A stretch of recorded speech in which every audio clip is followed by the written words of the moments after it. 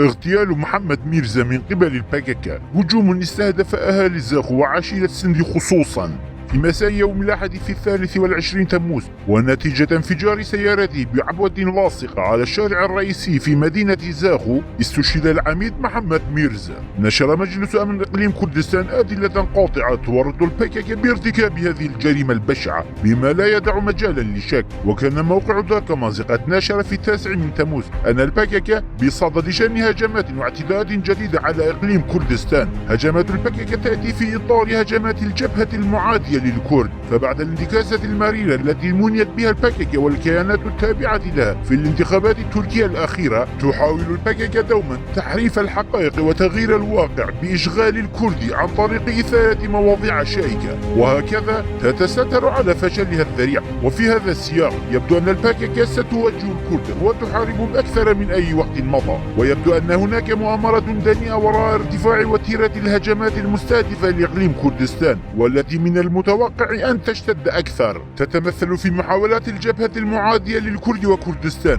من المتحالفين مع الشيعة وشركائهم وبعض اللوبيات الغربية خلق ضغوطات سياسية واقتصادية على كردستان، وبالتأكيد تضم هذه الجبهة المعادية للكرد أطرافا كردية من الداخل شاركوا بفعالية كبيرة فيها، والقوة الرئيسية من بين هؤلاء المرتزقة هي الباكاكا. فالباكاكا وكنهج خياني ومن أجل خلق المزيد من الاضطرابات الداخلية سترتكب العديد من الجرائم كالتي حدثت في زاخو، وذلك لخلق ضغوطات نفسية ونشر الرعب والهلع. فيا ترى لماذا أصبح محمد ميرزا هدفا للباكاكا؟ أحد الأسماء المعروفة والبارزة في مدينة زاخو العزيزة هو محمد ميرزا، وهو من عائلة وطنية مناضلة وثورية. محمد ميرزا ذو 67 عاما من أبناء عشيرة السندي، كان فيما مضى قياديا بارزا في قوات بيشمركة كردستان، ولكن منذ عام 2006 لم يبقى على رأس عمله بسبب بعض المشاكل الصحية وتقدمه في السن، لهذا أحيل إلى التقاعد. كان محبا للموسيقى غارقا في الأبحاث الثقافية وعن الكرديات. كان شخصا مدنيا معروفا ومحبوبا لدى الجميع، يتجول بسيارته في المدينة بشكل اعتيادي دون حراسة أو حماية. ولعل أحد أسباب استهدافه من قبل الباكاكا وأن الأخيرة تيقنت بأن ميرزا لا يتبع أسلوبا أمنيا أو حراسة مشددة، فاستهداف أحد قدامى قادة البيشمركة المعروفين الذين يتجولون دون حراسة أو حماية كان هدفا سهلا للباكاكا وفي نفس الوقت مؤثرا. فيا ترى لماذا استهدفت الباكاكا محمد ميرزا؟ استهداف ميرزا من قبل الباكاكا هو في حقيقته استهداف لعشيرة السنديين، بل استشهاد ميرزا كان بمثابة استهداف عموم إقليم كردستان وخصوصا مدينة زاخو وأهلها المخلصين. فصراحة القول وأن هذا الهجوم لم يكن مرتبطا بقوات الباكاكا المتواجدة في مناطق عشيرتي السندي والجولي، بل ترتبط جريمة اغتيال محمد ميرزا ارتباطا مباشرا ووثيقا بالقيادة المركزية لقوات الدفاع الشعبي نباكا والتي يترأسها مراد قريلان، وأن القرار صدر منها مباشرة،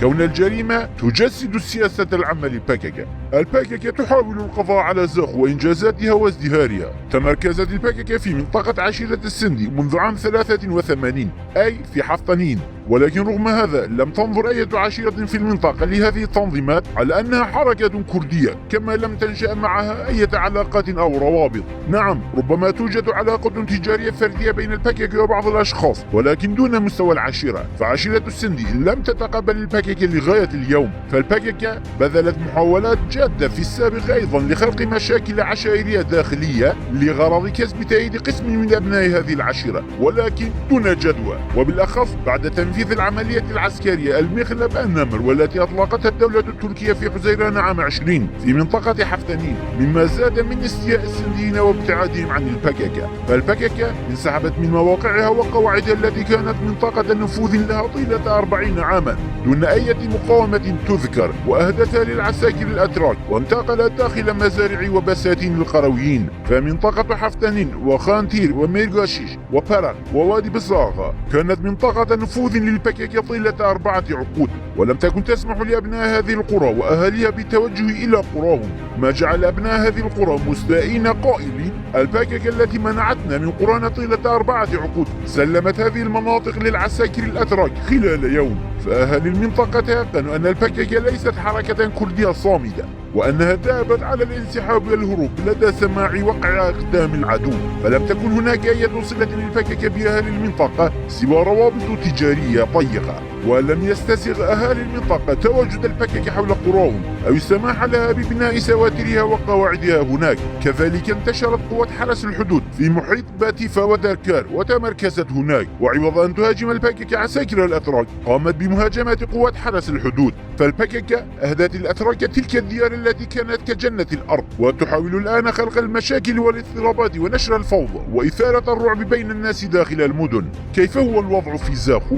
بعد أن تحولت مدينة زاخو لإدارة مستقلة في تموز عام 21، فتحت هذه الإدارة صفحة جديدة شهدت تطورا وازدهارا هاما في العديد من المجالات الاقتصادية والإدارية والعمرانية، وتقديم المشاريع المختلفة لخدمة الشبيبة وتهيئة المجال أمام التعيينات وزيادة فرص العمل والاهتمام بقطاع السياحة والتجارة والزراعة والصناعة. وأن فرحة أهالي زاخو لم تكن لتوصف نحو الاهتمام الذي ولته حكومة إقليم كردستان بإدارة المستقلة الجديدة، والمستوى الوحيد من هذا الوضع هو البككة. فالبككة لم تتأقلم العيش في مناطق يعيش أهلها بهدوء وراحة بال وأمان، فمن مقومات بقاء البككة في منطقة ما الاضطرابات والفوضى والمشاكل واللا أخلاقيات. فالبككة تبذل جهودا حثيثة لتأزيم الوضع المستقر لزاخو وزعزعة استقرارها. ففي 5 من تموز استهدفت مقر قوات حرس الحدود بالقرب من باتيفا، بعدها اغتالت محمد ميرزا وسط زاخو. فالبككة أرادت من وراء اغتيال محمد ميرزا جر زاخو لفوضى عارمة وإثارة الرعب بين سكانها الآمنين.